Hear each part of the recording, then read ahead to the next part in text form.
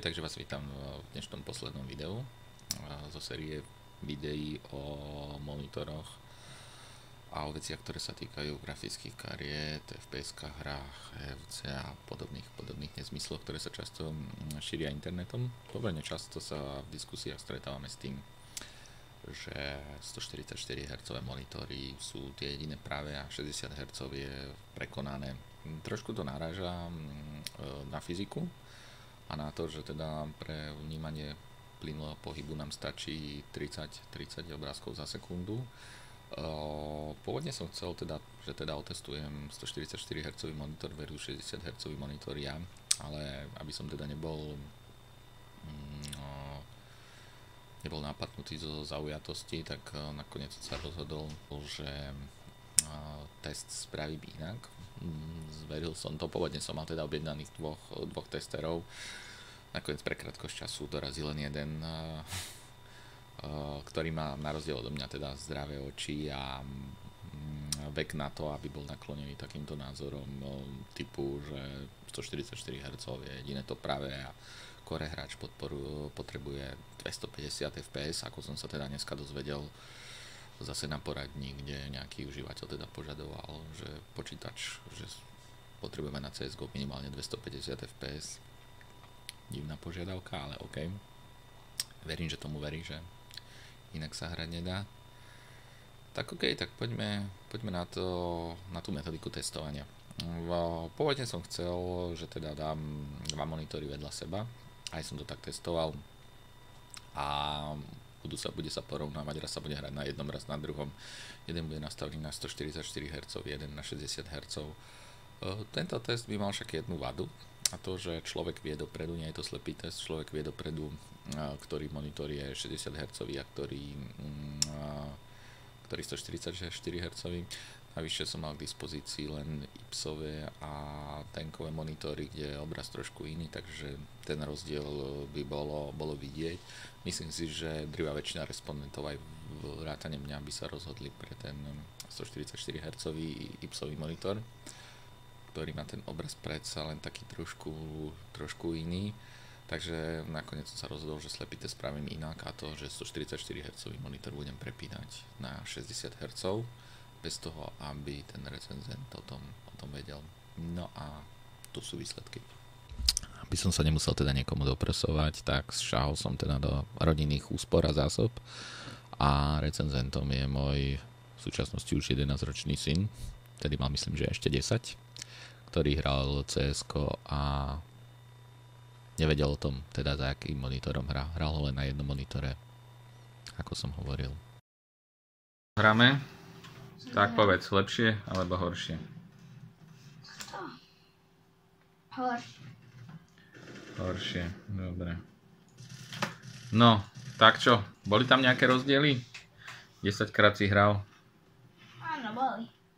Hej, videl si rozdiely? No dobre, tak sa pozrieme na tvoje výsledky. Takže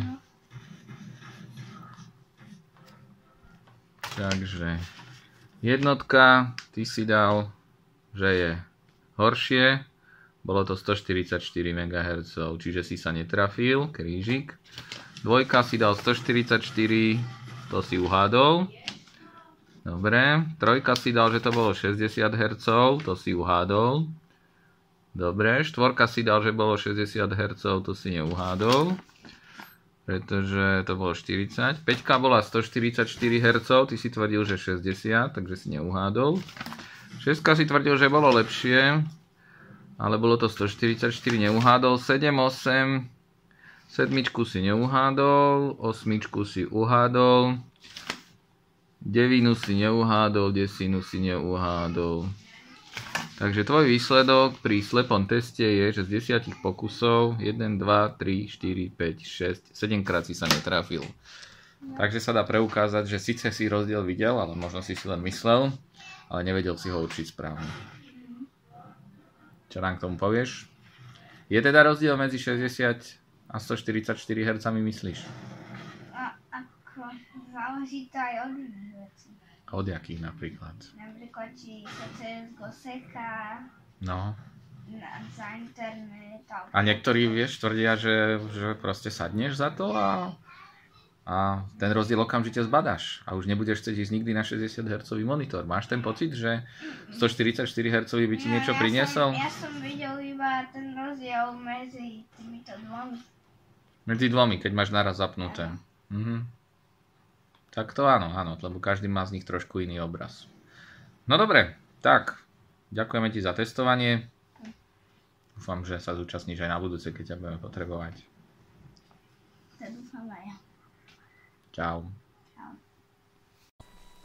OK, takže ste to videli. No, moje dieťa malo 50% šancu, že sa trafí.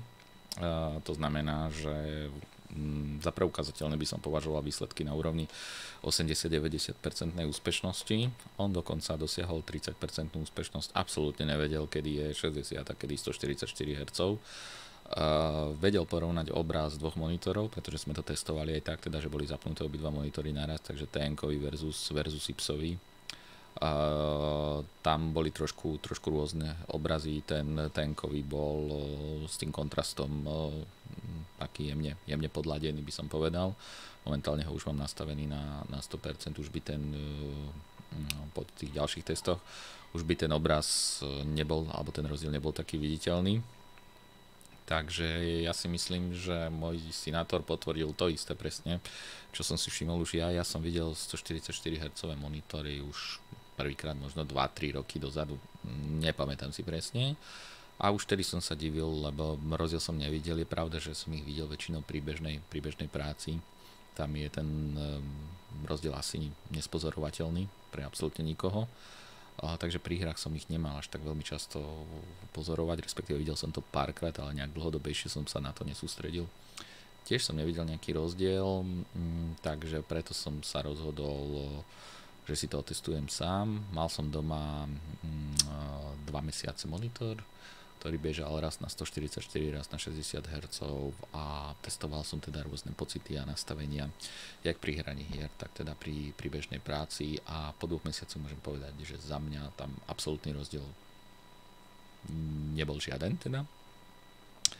Je to možné, možno aj kvôli tomu, že ja som nikdy nepotreboval zapínať V-Sync, ani som nemal problém s tearingom, ani s podobnými vecami, kde by možno teda tá 144 niečo ukázala, alebo proste len patrím do tej väčšinovej populácie, ktorá rozdiel medzi 60 Hz a 144 nikdy neuvidí a nikdy nepostrehne.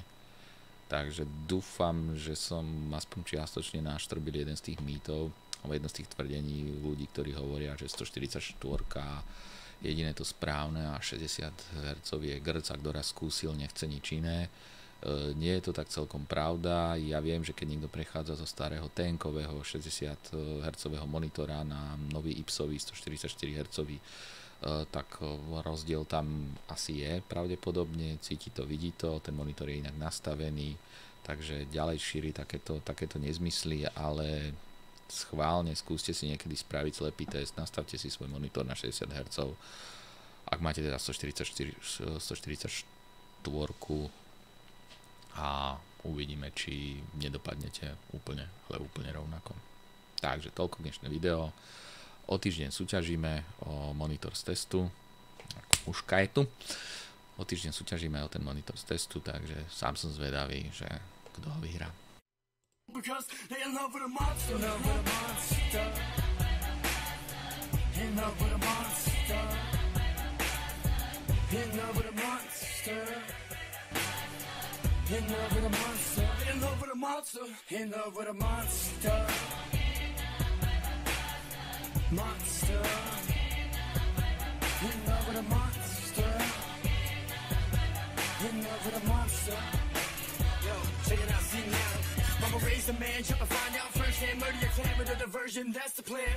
Mama raised a man, jump and find out firsthand, murder your clan with a diversion, that's the plan. I can't understand why you try to come up with lies by the way you react. Maybe it's too hard to fact that when you rap, you got us attracting in a vibe by two. Multiple screws.